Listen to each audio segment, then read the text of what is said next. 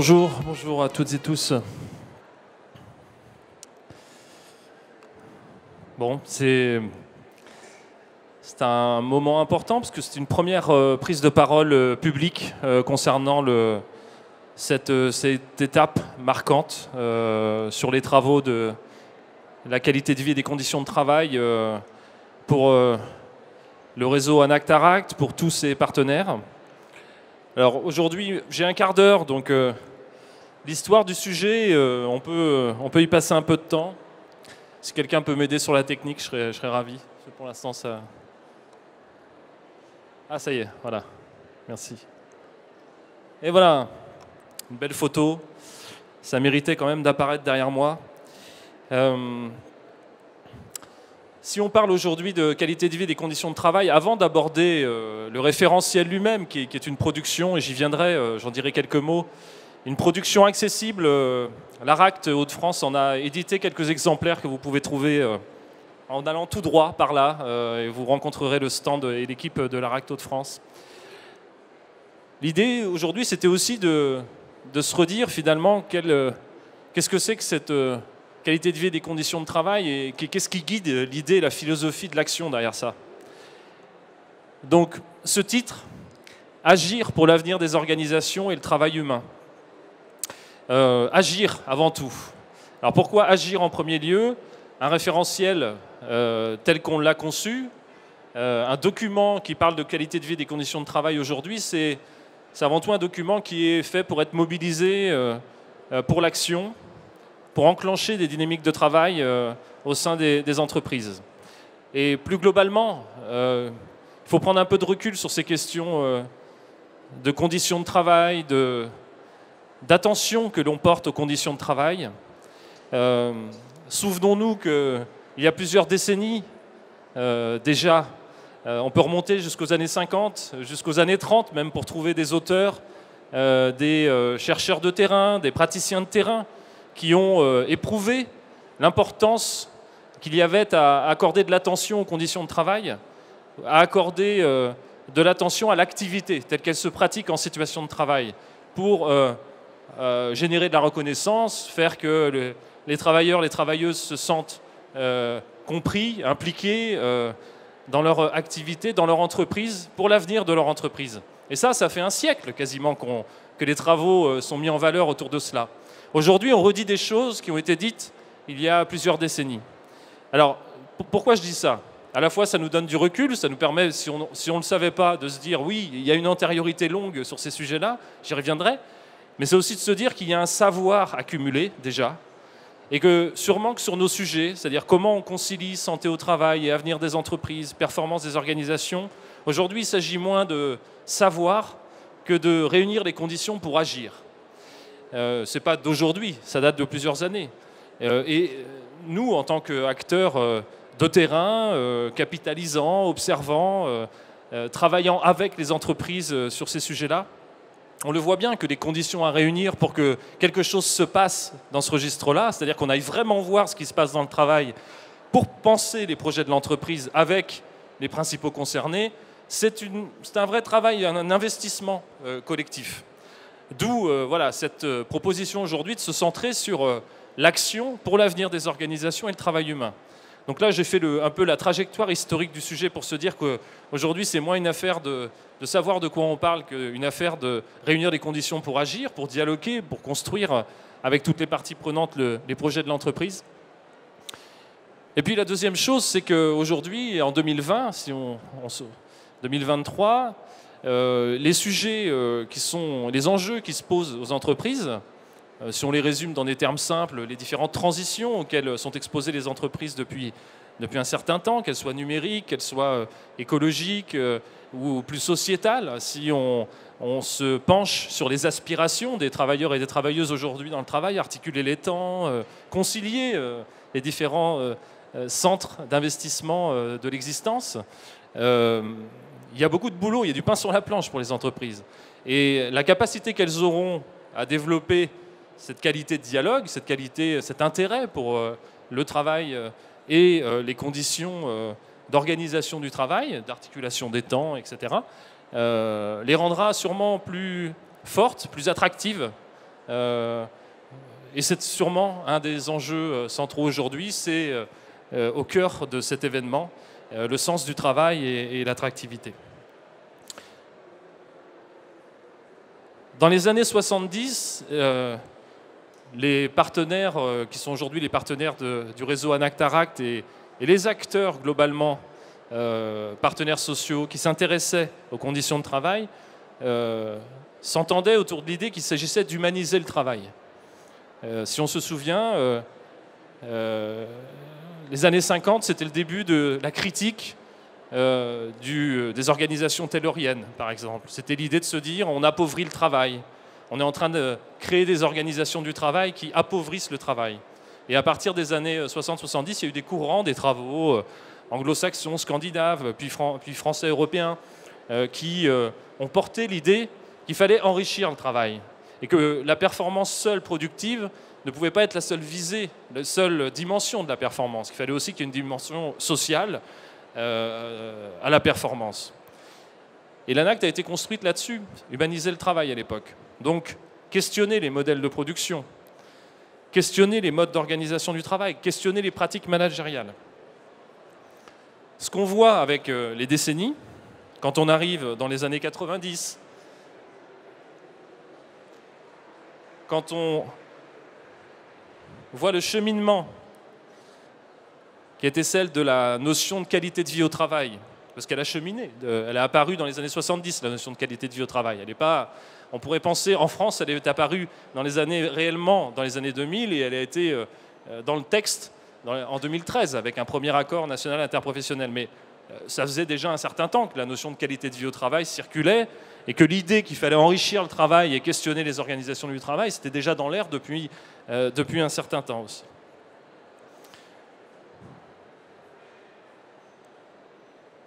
Quand on est arrivé aux années 2000, on a eu ce moment qui est peut-être le plus proche pour les uns et les autres et dont on se souvient bien, où la question de la santé au travail a été portée au devant de la scène, où la question des troubles musculo-squelettiques ou la question des risques psychosociaux ont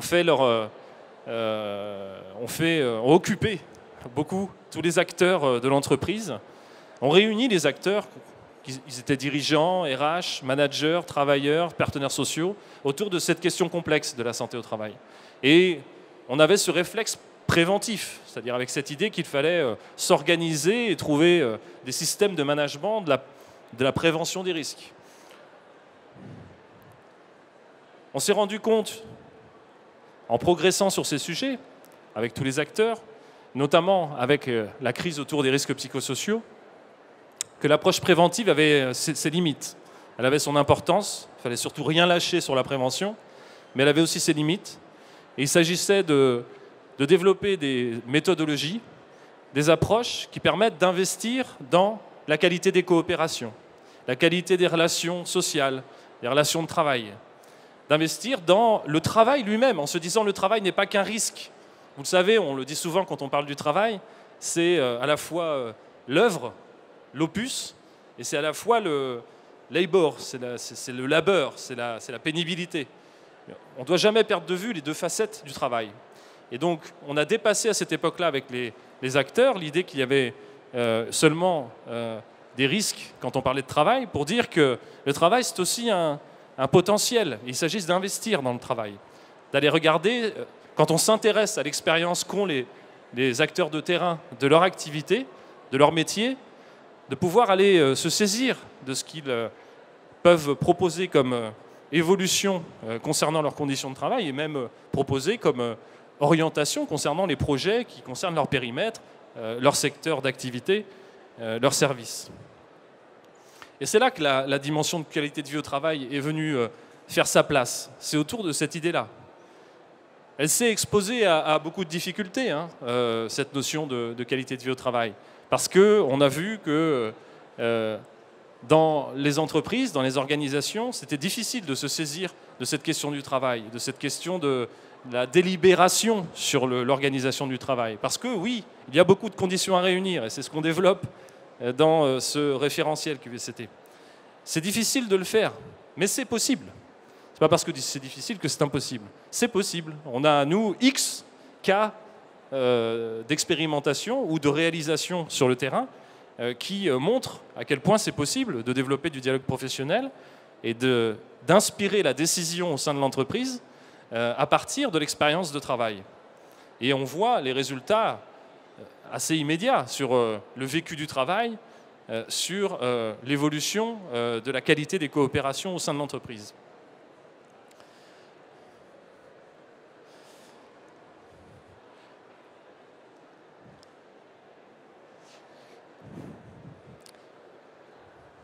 Le travail concret, le vécu du travail. J'en étais à l'époque de la bascule entre prévenons les risques et investissons dans le travail comme un potentiel d'innovation, comme un potentiel d'efficience aussi productive. Si on sait regarder le travail ensemble, si on prend le temps de trouver les leviers pour combiner, disons, levier de motivation, pour le dire comme ça, ou d'engagement, comme le diraient certains, et qui soit contributif de la performance globale de l'entreprise. On était dans ce moment de bascule dans les années 2000, 2010, et on a défendu et soutenu l'idée de manière intensive que l'investissement premier devait être un investissement dans la compréhension du travail concret, le vécu du travail. Donc il suppose pour ça, c'est là où ce n'est pas simple à faire, mais que c'est possible. C'est là où il faut pouvoir organiser la discussion sur le travail. Pour saisir quelque chose du vécu, il faut rentrer, ouvrir la cuisine, comme disent certains collègues. Il faut aller voir ce qui se passe dans le travail concret sur le terrain. L'investissement dans les dialogues aux différents niveaux. Les référentiels vous précisera des choses autour de ça. Qu'est-ce qu'on entend par dialogue professionnel? Qu'est-ce qui se joue quand on crée des espaces entre le manager et ses équipes et qu'on investit dans l'idée que ce qui va sortir de ces discussions-là va alimenter des décisions managériales. Bon, voilà, l'objectif est ambitieux, on le fait fonctionner. Et j'ai deux exemples qui peuvent vous inspirer peut-être là où vous êtes. On a, nous, accompagné et contribué à construire des dispositifs. Je pense à une entreprise de production d'électricité qui a souhaité, à un moment donné, embrayer complètement sur cette démarche-là et de se dire comment on articule cette décision à une échelle managériale dans une entreprise de plusieurs milliers de salariés et la discussion opérationnelle, le dialogue professionnel. Et donc on a contribué à construire avec cette entreprise, ça a pris plusieurs mois, il a fallu impliquer les métiers, il a fallu impliquer les partenaires sociaux, bien sûr, pour construire un groupe d'analyse des transformations du travail, qui a été in fine appelé comme ça. Dans un premier temps, ils souhaitaient créer un observatoire, c'est souvent le réflexe. Quand on a des difficultés en interne, on entend qu'on ne se concerte pas assez sur les projets de l'entreprise, ou qu'on a des problèmes de santé au travail, ou on va peut-être créer un observatoire, essayer de comprendre la situation. Eux, ils ont commencé par l'action. Ils ont dit, on ne va pas entrer par un observatoire, on va entrer par un groupe d'analyse plurimétier. Ils ont pris cette décision qui est une résolution. Quand on y va comme ça, on s'expose ensuite à des débats en profondeur, à mettre les mains dans le cambouis, comme on dit dans les métiers. Parce que là, il s'agit de mettre en présence des porteurs de projets qui transforment un atelier, par exemple, qui transforment un système de production, un nouvel outil à introduire, etc., et de le passer dans une instance qui soit plurimétier, dans laquelle on trouve aussi des représentants du personnel et dans laquelle on va instruire les conditions de mise en œuvre de ce projet. Donc c'est un investissement réel. Et c'est aussi, au-delà d'un investissement, les acteurs qui vont au bout de ces idées-là. Il n'y a pas de secret. En général, ces acteurs-là ont aussi une vision des rapports sociaux. C'est-à-dire que, comme je le disais en introduction, au-delà du savoir, au-delà du fait de savoir qu'en investissant là, on pourrait en obtenir des résultats, c'est surtout l'action qui prime. Et l'action, en général, elle est portée par des convaincus, elle est portée par des acteurs qui ont une vision des rapports sociaux. Ils se disent, on a tout intérêt à jouer ensemble la carte de la productivité, mais aussi la carte de la qualité de la relation, la qualité des rapports sociaux futurs. Quand on a traversé la crise il y a quelques années, on a pu confirmer avec un certain nombre d'entreprises que celles qui avaient déjà une qualité du dialogue social dans leurs murs traversaient plus aisément les turbulences d'une crise qui provoquait des trous d'air dans les carnets de commandes, qui pouvait demander des ajustements organisationnels sous des délais courts, et que la qualité du dialogue social existante au sein d'une organisation favorisait le passage de ces turbulences. Quand je dis dialogue social, nous on l'entend dans nos métiers de manière très très large. C'est-à-dire le dialogue social, c'est tous les espaces dans lesquels on peut délibérer, produire de la décision, etc. Donc c'est à la fois ceux qui sont plus institués avec les partenaires sociaux, et c'est à la fois des espaces plus managériaux, voire de métiers entre pairs.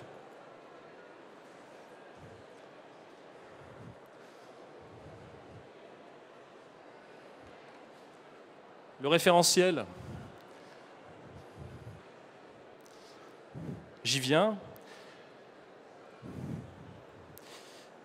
Donc le référentiel, lui, s'articule. On a voulu porter au premier niveau, porter haut, l'idée que s'engager sur la qualité de vie et des conditions de travail, c'était des ambitions, c'était des principes et des méthodes, et puis bien sûr des sujets. On a souvent l'identité, vous vous souvenez de la qualité de vie au travail, c'était quelques pétales qui disaient on traite de l'organisation, de la santé, de l'égalité, etc. Oui, les sujets sont importants, mais avant les sujets, il faut quand même être un peu convaincu collectivement. Ça ne peut pas être l'affaire d'une seule personne non plus. Et donc ce sont des ambitions, mais des ambitions partagées. Et puis ensuite, ce sont des étapes. On ne peut pas y aller comme ça frontalement sur un sujet qui va mobiliser, on le sait, par étapes, des représentants du métier pour comprendre ce qui se passe, engager des programmes qui, sur le long cours, se donnent des jalons d'évolution, d'amélioration continue, etc. Donc c'est un investissement, c'est un projet en lui-même pour une organisation. Il me reste peu de temps, donc je ne pourrais pas rentrer dans le détail, mais justement, ça va vous donner peut-être la curiosité d'aller voir par vous-même. Les sujets eux-mêmes ont un petit peu évolué. Je souhaiterais juste dire, peut-être pour terminer, qualité de vie et des conditions de travail, au fond, si on se résume, c'est s'intéresser à l'humain au travail, je l'ai dit, humaniser le travail, mais c'est partant de l'idée qu'on est tous des subjectivités au travail et qu'on a des attentes, des aspirations. Et l'aspiration, au fond, de chacun d'entre nous, c'est d'être donner un peu de soi dans le travail, c'est d'être reconnu pour ce qu'on est, de pouvoir être contributeur aux différentes échelles, même modestement, parfois, pour faire évoluer la façon de travailler, le geste professionnel, le questionner, le discuter. On a envie d'en être pour quelque chose et de pouvoir être un peu créatif dans son travail, être porteur d'initiative. C'est ça, les subjectivités à l'œuvre au travail. Après, il se trouve que l'entreprise, c'est un espace collectif. On est dans l'interaction permanente. Donc on ne peut pas raisonner à la seule échelle de la subjectivité individuelle. C'est perdu d'avance. Il faut raisonner à l'échelle sociale. Il faut s'interroger sur quel est l'intérêt du groupe et comment on peut répondre à des aspirations plus individuelles en attaquant par la question de la visée commune, la visée collective. Et c'est la délibération, c'est le débat, c'est la discussion au sein de l'organisation. Si elle est animée, là, elle prend en compte le fait que chacun a peut-être un avis, a une trajectoire individuelle, a une subjectivité. Mais voilà, le projet de la qualité de vie et des conditions de travail, c'est avant tout un projet collectif. Et c'est en cela que la proposition réaffirmée en 2023, parce qu'on l'avait déjà dit avant, mais la QVT a été dévoyée, vous le savez, elle a perdu de son sens avec les années, on a fini par repeindre des murs en pensant qu'on faisait de la qualité de vie au travail. Donc pour réaffirmer ce que c'est vraiment la qualité de vie et des conditions de travail, il s'agit de dire, en premier lieu, qu'elle doit s'ancrer dans les projets de l'entreprise. C'est par là qu'il faut le prendre. Il n'y a pas d'autre solution pour mobiliser collectivement et enclencher cette délibération qui s'intéresse aux conditions de réalisation du travail et à la performance de l'entreprise, c'est en le prenant par les projets de l'entreprise, et particulièrement les projets de transformation. Et aujourd'hui, et ce n'est pas d'aujourd'hui, ça fait plusieurs décennies qu'on accélère en permanence les changements et les transformations, et on a beaucoup de mal à s'en saisir sous cet angle du potentiel contenu dans les conditions de travail. Je vous remercie.